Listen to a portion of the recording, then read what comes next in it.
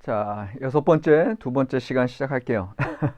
첫 번째 시간에 이제 한번 제가 example, 모델 발제를 좀 했고요. 그러니까는 이제 결론은 뭐냐 하면은 제가 5쪽으로 여러분들 딱 말씀드린 이유가 있죠. 이 5쪽이 좀 넘어가니까 제가 이제 발제한 분량이 지금 5쪽하고도 거의 6쪽 가깝게 된 것을 열심히 발제했는데도 24분이 걸렸단 말이에요. 그러니까 여러분들은 하여튼 요약 부분을 좀 확실하게 4쪽으로 딱 줄이셔야 되고요. 4쪽 이내로. 그래야 요약이 한 15분 이내로 되고, 그 다음에 나머지 비평을 한쪽 하는데 5분 걸리거든요. 그러니까 딱 5쪽 이내로 폰트 사이즈 10으로 하셔가지고 그렇게 이제 발제를 하셔야 여러분들 시간에 쫓기지 않겠다. 그러니까 되도록이면 페이지 수, 그다음에 시간에 맞춰서 하시고, 뭐 오늘 저도 24쪽, 그러니까 24분이 걸렸으니까 뭐 25분 이내로 조금 뭐 넘어가는 거 어쩔 수 없으나, 그러나 25분 이상 발제 가시면은 안 된다고 하는 거 여러분들 기억해 주시고, 감점 요인이 될 수 있습니다. 교수도 24분 했는데 학생이 24분 이상 하면은 감점 요인이 될 수 있다. 그러니까 되도록이면 20분. 그렇다고 이제 여러분들 할 얘기 못 하시면 안 되고, 너무 두려워하지는 마시고. 자, 그렇게 발제하시는 분들은 지금부터 미리미리 준비해 주시고, 그다음에 제가 이거 발제하면서 제가 이제 깨달은 건 뭐냐 하면은, 그 본문 내용을 확실하게 아셔야 돼요. 그러니까는 이 교재 요약하시라고 헥헥대시면은 아무것도 안 돼. 오히려 교재 요약하는데 도움이 되는 게 본문, 그 교재에 해당하는 본문 있잖아요. 그 본문의 내용을 잘 아시면, 왜냐하면 사실은 이 교재 자체도 이 본문의 내용을 요약하고 그 본문의 내용에 대한 주석가들의 견해를 이제 덧붙이면서 장혜성 박사님의 해석, 그 신학적인 마무리로 돼 있잖아요. 그러니까는 본문으로부터 나오는 거기 때문에 여러분들이 본문을 미리 쫙 다 읽어보셔야 돼요. 발제하실 분들. 그래서 그 본문의 내용을 확실하게 아시게 되면 발제하실 때 그 요약을 4쪽 이내로 하실 때 쉽다. 이제 그거를 여러분들 말씀을 드리고요. 그 다음에 교재 내용 중에 필요 없는 부분, 그러니까 여러분 필요 없는 부분이 어떤 게 필요하고 어떤 게 필요 없나, 이것도 성경 본문을 읽어보면 다 알게 돼. 그 다음에 주석가들이 너무 다양하게 나타나는데, 여러분들 보기에 그 주석이 이제 좀 필요 없는 그 주석가들의 견해는 가감하게 빼셔도 돼요. 그렇게 이제 가시고요. 그래서 여러분들이 이제 가감 삭제를 잘 하셔야 되고, 하지만 의문점들 또는 좀 이 주석 내고 좀 생각해 보고 토의할 부분이다라고 되는 부분들은 발제하시고, 또 이제 평가하는 시간에 거기에 대해서 문제를 제기해 주시는 거, 그렇게 진행을 하시고요. 그 다음에 여러분들 이제 사실은 교재를 요약하는 것이 여러분들에게 부담이 되고 발제의 이제 어려움으로 그렇게 여러분들 긴장하실 필요가 없고, 오히려 재미있어요. 그러니까 여러분들 교재 내용 지금까지 봐도 아시잖아요. 그러니까는 이렇게도 생각할 수 있구나. 이렇게 평가하는 주석가들도 있구나. 이런 게 발견이 되잖아. 그리고 그 주석가들과 나도 내가 이 말씀을 읽을 때 나의 관점이 생기잖아. 그러니까 그 관점으로 아주 긴밀하게 대화하는 거죠. 예. 그러면서 말씀에 대해서도 주석하면서 말씀과의 만남이 있고, 또 이 주석학자들, 이 주석가들과의 만남이 있고, 또 이 장희선 박사님 교재 쓴 저자와의 만남이 있고, 그러니까 그렇게 대화를 계속 하시고 그 대화의 결과를 여러분들 가지고 오셔서 또 우리 클래스에서 나눠주시는 거예요. 그러니까 그렇게 아주 재밌는 작업이다 생각하시고 여러분들 열심히 수업 시간에 임해 주셔서, 아까 제가 초반부에 말씀드린 것처럼 갭 채우기, 갭을 발견하고 갭을 채워나가는 그런 문학 비평적인 주석 작업을 여러분들이 좀 배운다. 그러면 앞으로 여러분들 설교 준비하실 때도 말씀을 발견하는 그런 통찰들이 많이 늘어요. 여러분들 이미 주석을 하고 계시기 때문에. 근데 제가 계속 말씀드리는 건, 순전한 상상력으로 공상으로 이게 되면 안 돼.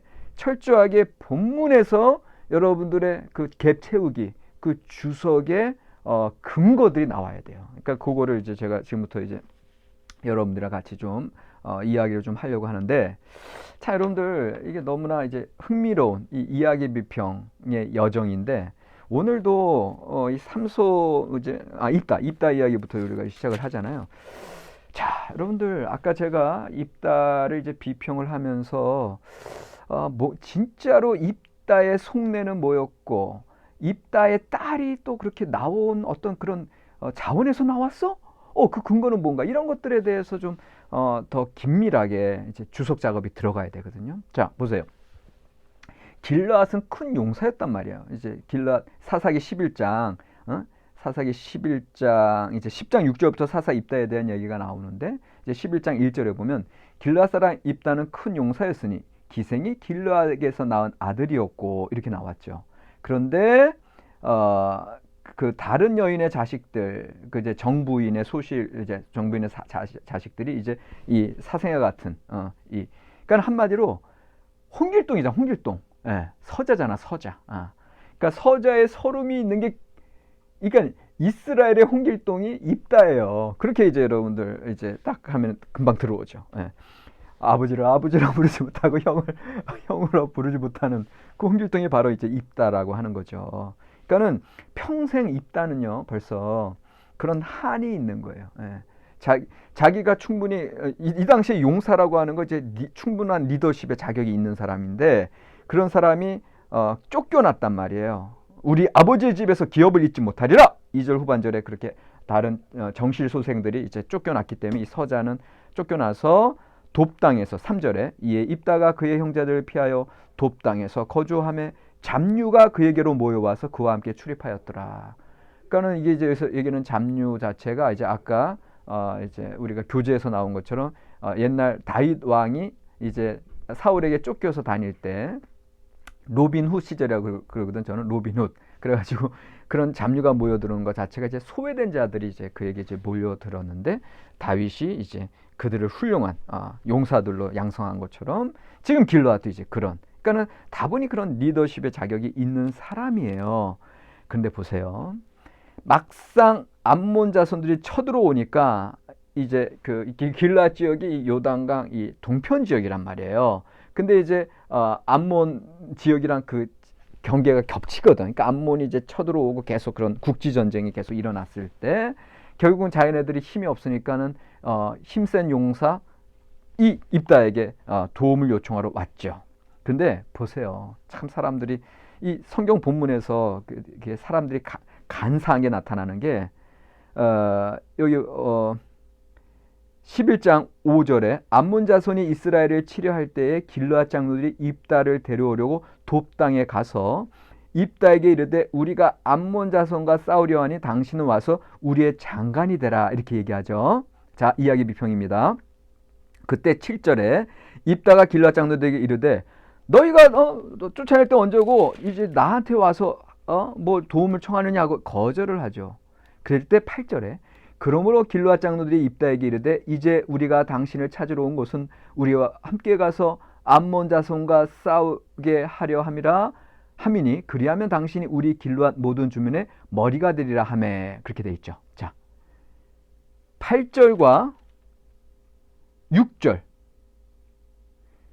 6절에서 첫 번째 장로들이 얘기할 때 입다가 이르되 우리가 암몬 자손과 싸우려 하니 당신은 와서 우리의 장관이 되라. 그렇게 첫 번째 요청했죠. 6절에. 근데 8절에 두 번째 요청이죠. 왜? 7절에 입다가 거절하니까 8절에 더 간절하게, 더 길게 길르앗 장로들이 또 이제 우리가 당신을 찾아온 곳은 우리와 함께 가서 암몬 자손과 싸우려 함이니 그리하면 당신이 우리 길르앗 모든 주민의 머리가 되리라 하매. 자, 6절과 8절이 단지 분량만 달라졌어요. 달라진 게 또 있죠. 당신이 우리와 싸우면 뭐가 된다? 6절에서는 우리의 장관이 된다. 근데 8절에서는 모든 주민의 머리가 된다. 이게 variation, variation 여러분들 성가할 때 이제 성악하는 분들 그 variation 변화가 있잖아요. 이거를 발견하는 거예요. 그러니까 이게 나름대로 길르앗 장로들이 처음에는 속으로는 서자 출신 이렇게 무시하면서도 이제 자기네들이 급하니까 와가지고는 너 와서 그냥 우리의 좀 장관이 되어줘. 그냥 군대 장관으로 좀 싸워줘. 이제 요 정도 했는데 입다가 만만치 않게 나오니까는 더 간절하게 하면서 그러면 우리 전체의 머리가 되라. 결국은 그 수장 지도자의 자리를 결국은 내주는 거거든요. 그러니까 사람들 얼마나 간사한지 알겠죠. 그런데 거기에 대해서 또 입다도 보통 사람이 아니죠. 그러니까 여기서 다 말싸움이에요. 말쟁이에요. 입다가. 그게 이제 중심 모티프란 말이야. 이런 걸 여러분들 이야기 비평에서 이제 발견하는 거예요. 입다가 길르앗 장로들에게 이르되 너희가 나를 데리고 고향으로 돌아가서 암몬 자손과 싸우게 할 때에 만일 여호와께서 그들을 내게 넘겨주시면 내가 과연 너희의 머리가 되겠느냐? 이거 다시 한번 재확신하는 거예요. 왜? 못 믿거든. 옛날에 자기 쫓아내가지고는 지금 자기네들이 급하니까는 잠깐 이렇게 아니지. 다 확증을 시키는 거고 아마 계약서 쓰게 하고 계약서 사인하고 이제 그런 거예요 지금. 그랬더니 길르앗 장로들이 10절에 입다에게 이르되 여호와는 우리 사이의 증인이시니 확증하는 거예요. 당신의 말대로 우리가 그렇게 행하리이다 하니라. 그런데 자 11절에 이에 입다가 길르앗 장로들과 함께 가니 백성이 그를 자기들의 머리와 장관을 삼은지라. 그러니까 처음에는 이제 우리 교재에서 나오는데 이제 장관은 갓진이에요. 갓진. 그런데 머리, 로시는 우둠, 진짜 우두머리란 말이야. 그렇게 이제 입다가 그만큼 자 여기에서 근거입니다.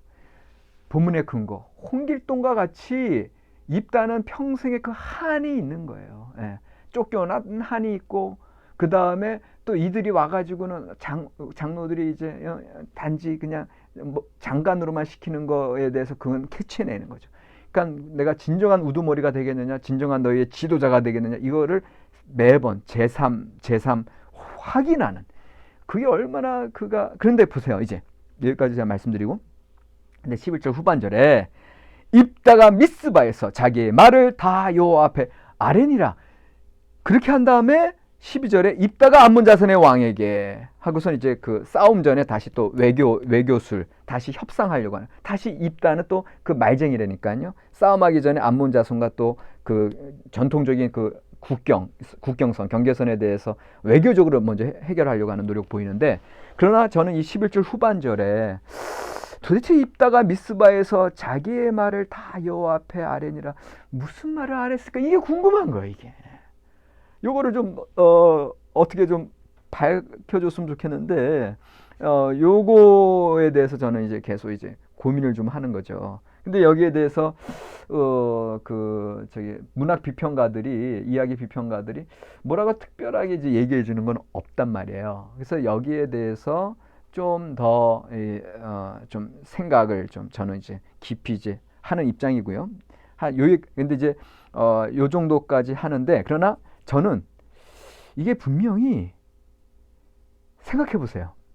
이건 약간 심리적인 접근인데 그렇게 서자 출신으로 서러움으로 호부 호용을 하지 못했던 자가 이제 싸우고 나서는 이기면 이제는 당당한 지도자가 되는 거예요. 그러니까 그의 마음에 평생의 한이 어떻게 보면 이제 풀리는 계기를 맞이한 거고요. 그렇기 때문에 그가 하나님 앞에서 정말 이 전쟁에 대해서 정말 승리하는 거, 그 다음에 하나님 드디어 나에게 새로운 기회를 주셨다고 하는 거, 그 다음에 그동안에 자기의 한을 다 하나님 앞에 아뢰일 수 있는 거, 여러 가지 상상력이 좀 동원이 되죠.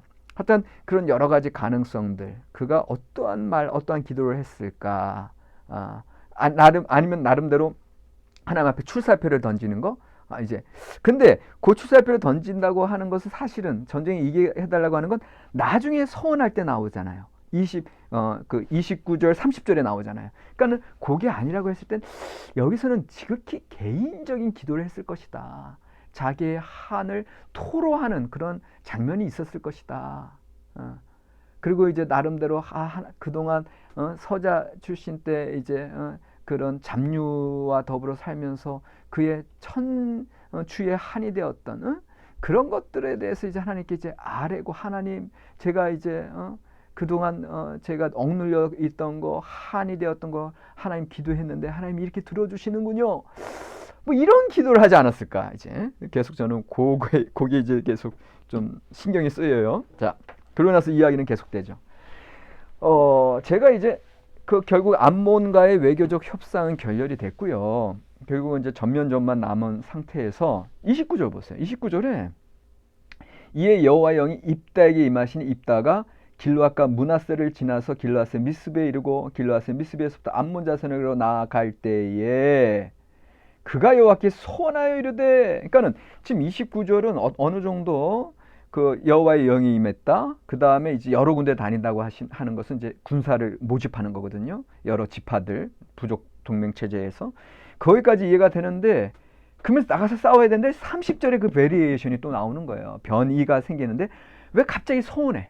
갑자기 입을 벌려. 누구에게? 하나님에게. 이게 아까 우리 교재에서 나온 것처럼 심지어는 이 지금 이 입다라고 하는 사람은 길르앗 장로들과 협상을 하고 암몬 적군들과 협상을 하고 심지어는 하나님과 협상하려고 하는 이게 중심 모티프로 계속 흘러가는 거예요. 이 말쟁이의 중심 모티프. 이런 걸 이제 여러분들 이 이야기 비평에서 끄집어 낼 수 있어야 되는 거예요. 자, 그러면서 그 무시무시한 서원을 하고 있고요. 자, 그리고 나서 33절에 크게 무찔러서 이에 암몬 자손이 이스라엘 자손 앞에서 항복하였더라. 전쟁에 승리했어요. 근데 이야기는 팍팍 전개돼요. 34절에 입다가 미스바에 있는 자기 집에 이를 때에 보라, 히네, 비홀드, 보라, 그의 딸이 소고를 잡고 춤추며 나와서 영접하니 이는 그의 무남 동료라. 그러니까 여러분들 이 이야기의 중심은 전쟁의 승리가 아니에요. 바로 요 사건이에요. 그 입다의 딸과 관련된 사건이에요. 입다가 이를 보고 옷을 찢으며 이르되 어찌할꼬 내 딸이여, 너는 나를 참담하게 하는 자요 너는 나를 괴롭게 하는 자 중에 하나로다. 내가 여호와를 향하여 입을 열었으니 입을 열었으니 능히 돌이키지 못하리로다 하니. 자, 여러분들 36절 딸이 그에게 이르되 나의 아버지여, 아버지께서 여호와를 향하여 입을 여셨으니 입다. 아버지의 입에서 내 말씀. 근데 사실은 여기서 이제 사실은 히브리어 보면 입다라기보다는 또 다른 이제 단어가 나오는데, 어쨌거나 이게 입다라고 하는 게 입을 열 것이다, 문을 열 것이다, 이제 그런 소리인데 계속 그런 모티프가 같이 가요. 아버지의 입에서 낸 말씀대로 계속 반복되죠. 내게 행하소서. 이는 여호와께서 아버지를 위하여 아버지의 대적 암몬 자손에게 원수를 갚으셨습니다 하니라. 자, 여러분들 지금 제가 34, 35, 36 단지 3절을 읽었는데 갭을 발견하셨어요? 갭을 발견하셨어요? 갭 발견. 그 다음에 갭 채우기. 이것만 하더라도 오늘 시간 다 갈 수 있어. 몇 시간을 얘기할 수 있어. 보세요. 입다가 미스바에 있는 자기 집에 이를 때 보라, 그의 딸이 소고를 차고 춤추며 나와서 영접. 그의 문안 동료. 왜 그 많은 사람들 중에 노예들도 있을 거고 많은 그 부관들도 있을 거고 그 잡류가 모여들었을 것이다. 이제 그런 여러 사람들이 있었을 텐데 왜 하필이면 문안동료 외딸이 나오냐. 갭이에요, 갭. 이걸 여러분들 발견하셔야 돼요. 왜? 아니 그 많은 사람 중에 왜 문안동료 외딸이 나왔지? 그 다음에 여기 이제 문안동료라고 하네. 여러분들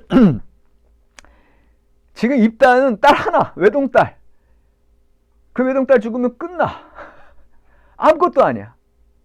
입다의 삶은.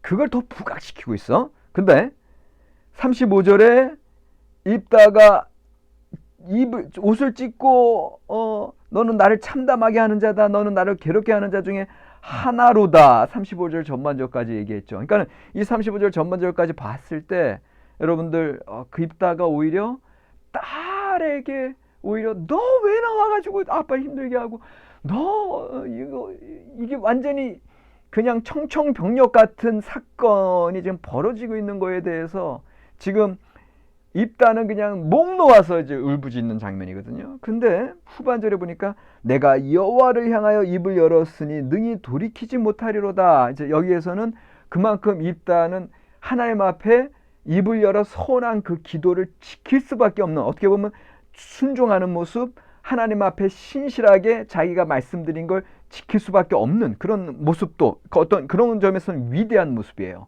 그런데 이 전반절과 연결해서 봤을 때는 하나님 앞에 어찌할 수 없는 이 약속을 한 상황인데 하필이면 너 이놈의 딸아 네가 왜 나왔어? 이렇게 이제 여성 신학적인 입장에서는 오히려 자기가 섣불리 그런 서원기도한 그런 무시무시한 공포스러운 내용으로 왜 인간을 바치냐고. 서원기도 할 바에는 그냥 가축이나 뭐 이제 하나 바치겠습니다. 그렇게 기도하면 됐을 텐데. 그만큼 여러분들 보세요. 입다 서원기도의 잘못은 뭐냐 하면 하나님의 영이 임했잖아요. 하나님이 함께 하신다는 증거잖아요. 그리고 이미 그 자기의 선조들 카리스마적인 리더십을 통해서 구원했던 거 이미 그들의 입에서 입으로 하나님의 구원 역사, 말씀의 약속의 신실하심을 들었잖아요. 그러면 이미 나아가서 싸우면 되는 거예요. 근데 마치 기드원이 하나님의 영이 임했음에도 불구하고 미적미적대고 천상 그쪽 진영에 들어가서 이들이 얼마나 벌벌 떨고 있는가 그 꿈을 해몽하는 그런 이야기나 듣고 나서 이제 나가서 싸우면 이기겠구나. 그러면서 나갔던 기드원처럼 지금 이 입다는 여전히 그 하나님과 협상을 벌이려고 하는 거예요. 하나님을 의지하는 게 아니라 여전히 자기가 아까 얘기했던 거 그가 하나님 앞에 이제 그 미스바에서 11조 후반절에 자기의 말을 다 여호와 앞에 아랬다고 하는 거 그냥 한 풀이로밖에 나는 볼 수가 없는 거예요. 이것과 연관해서. 여러분들 하나님의 역사하심 앞에는 나의 나의 심정, 나의 상황이 아니라 하나님의 기름 부어주시고 하나님의 영의 임재 그것만 바라보고 그 다음 이제까지 하나님께서 조상들을 통해서 그 약속의 신실하심으로 승리케 하신 그것만 바라보고 나아가야지. 그런데 얼마나 그가 한이 서렸으면 얼마나 자기의 감정에만 매몰되어 있었으면 여기서 다시금 하나님 앞에 서원기도 하고 있잖아요. 그 서원기도도 정말 자기의 그 간절함이 너무나 심하기 때문에 너무나 감정적으로 이거는 꼭 이루어져야 되는데 이거 꼭 이루어져야 되는데 그런 마음 때문에 이렇게 심한 인신제사 인간을 바치는 번제 제사에 대해서 서원기도 했다라고 하는 거예요. 제가 지금 얘기하는 포인트 아시겠죠? 하나님을 의지하고 하나님의 말씀에 신실하심을 의지하고 아멘 하고 나가면 될 것을 자기의 삶의 처지만을 내다보고 또 이번에 꼭 이겨야 되는데 조마조마 이미 하나님께서 싸움에 승리케 하셨는데 이 싸움은 너에게 속한 것이 아니라 나에게 속했다. 하나님께서 그렇게 이미 말씀하시는데 조마조마함으로 인간적인 그런 감정으로 인신제사 이 잘못된 서원기도를 했다고 하는 거 이게 입다의 잘못이라고 하는 겁니다. 그런데 거기에 대해서 여러분들 35절에서 36절에 엄청난 갭이 있어요. 입다는 지금 딸을 그렇게 비난하고 있어요. 어떻게 보면 이 XX야 네가 왜 나와가지고 이런 얘기예요. 그런데도 딸은 뭐라고 얘기해요? 36절에 딸이 그에게 이르되 나의 아버지여 아버지께서 여호와를 향하여 입을 여섰으니 아버지 입에서 는 말씀대로 내게 행하소서. 여러분들 이거 소름 끼치는 장면입니다. 무슨 소름 끼치는 장면인지 알아요? 입다가 자기의 서원기도를 입다의 딸에게 얘기해 줬어요? 35절에서 그냥 내가 하나님 앞에 그냥 입 벌렸는데 내가 능히 돌이키지 못한 그 내용은 이야기한 거야 안 한 거야? 안 했다니까? 그런데 입다의 딸은 입을 벌려 행한 대로 말씀하신 대로 행하소. 내용을 알고 있어요? 안 알고 있다라는 소리잖아요. 그런데 37절에 그의 아버지에게 이르되 이 일만 내게 허락하사 나를 2달만 버려두소서. 그러니까 그 내용을 정확히 알고 있는 거예요? 모르고? 알고 있다니까. 그러면 알고 있는데 왜 나오냐고. 소름 끼치는 장면이 이거예요, 여러분들. 아까 우리 교재에서는 입다의 딸이 단지 자원에서 나왔다 그 얘기만 하고 그 본문의 근거를 안 댔다니까. 본문의 근거가 분명하잖아요. 우리가 갭을 발견하니까 35절에서 36절에 갭이 있어요. 근데 그 갭 채우기를 하니까 너무너무 소름 끼치는 장면이에요. 입다의 딸은 그 내용까지 알고 있었어. 아버지가 제일 처음 나오는 사람을 바치겠습니다 하는 그 무시무시한 인신제사를 그 내용을 알고 있었으면서도 본인이 나왔어. 얼마나 자기의 여종이 많았을 것이며 다른 사람들 내보낼 수도 있잖아. 왜 본인이 나와? 이게 입다의 모든 이야기의 그 주석, 갭 채우기, 주석의 핵심이에요. 이거 어떻게 채우시겠어요? 저는 그래서 이 입다 이야기의 진정한 주인공은 입다의 딸이구나. 자, 그러면 여기에서 이제 더 깊이 들어가서 보세요. 여러분들, 딸내미들은, 저는 지금 아들만 둘 있어가지고 참 슬픈데, 딸내미들은 아빠의 심정을 어릴 때부터 그 엄마랑 아빠랑 싸우는 내용들 아빠가 자녀들 모르게 눈물 흘리는 것들 다 보고 자라는 거예요. 입다의 딸은 아버지가 그 미스바에서 11절 후반절에 그 자기의 말을 다 요 앞에 아래는 거 다 듣는 거예요. 뭘 알았어? 자기의 한풀이. 이제 저는 평생 서자로 정말 저는 능력이 있어도 하나 빛을 보지 못했던 그걸 하나님 앞에 아래서 하나님이 이제 저에게 기회를 주시는군요. 자, 입다의 딸은요, 그 아버지가 어릴 때부터 평생 천추의 한이로 여겨졌던 그걸 다 아는 거야. 그러면서 그 아빠를 위해서 입다의 딸도 같이 기도하는 거야. 여러분들, 제가 지금 갭 채우는 게 상상력이에요? 말씀 본문의 근거에서 지금 채우는 거 있어요. 분명히 근거 있죠?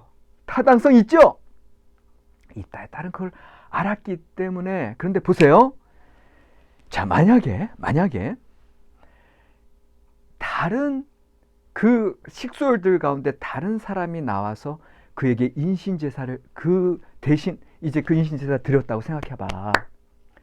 자, 여러분들, 이제 그 우두머리, 그 장로들과 약속한 것처럼 이제 우두머리가 되는 그 순간에 만약에 입다가 잘못 입을 벌림으로 말미암아 그 식솔들 가운데 그 번제 제사를 드렸다고 생각해봐. 그러면 그 마을 그 길르앗 주민들에게 있어서는 여전히 입다는 자기의 우두머리 되고 왕이 되려고 그 주민들을 희생시키는 그러한 못난 지도자로 떨어질 수밖에 없는 상황에 오히려 자기의 딸을 하나님 앞에 희생 제물로 바침으로 정말 이 길르앗은 우리 이 입다는 우리 전체 길르앗의 왕이 될 만한 지도자가 될 만한 진정한 하나님의 사람이구나. 더군다나 하나님 앞에 기도했던 그 기도를 말씀에 그 자기가 입 벌려서 낸 그 소원 기도를 신실하게 지키는 하나님 말씀의 그 약속을 끝까지 지키는 충성된 일꾼이구나. 그것을 증명하는 거란 말이에요. 여러분들 보세요. 길르앗 장로들이 그 싸움에 그걸 이제 모면하기 위해서 말로 이제 너 우리의 이제 로시 머리가 될 것이다, 수장이 될 것이다 허락했지만 생각해 보세요. 그 이후에 정말 이 서자 이제 다시금 그 왕의 자리를 충분히 빼앗을 수 있는 일들이 일어나야 안 일어나요.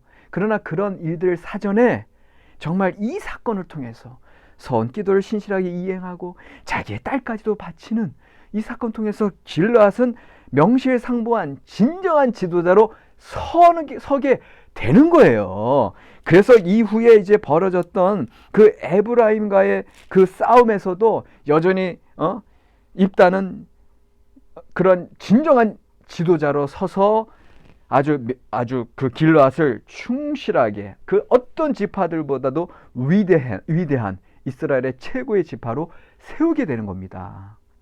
자, 지금 제가 설명이 길어졌는데 제가 하고 싶은 얘기 뭔지 알겠죠? 그만큼 입다의 딸은 그 아버지의 한을 온전히 알고 또 아버지를 진정한 지도자로 세우고 모든 것을 자기의 희생을 통해서 자기의 목숨까지도 내어놓음으로 그 아버지의 평생의 한을 이제는 진정한 왕으로 이제 롯이 지도자로 그렇게 영광을 받게 하는 게 이게 입다의 딸입니다, 여러분들. 이거를 우리가 이 갭 채우기를 통해서 우리가 발견하게 됩니다. 진정한 영웅은 입다의 딸이고요. 여러분들, 이 이야기는 기독론적으로도 충분히 해석이 가능한 이야기입니다. 자, 두 번째 시간 여기까지 하고 세 번째 시간으로 넘어가겠습니다.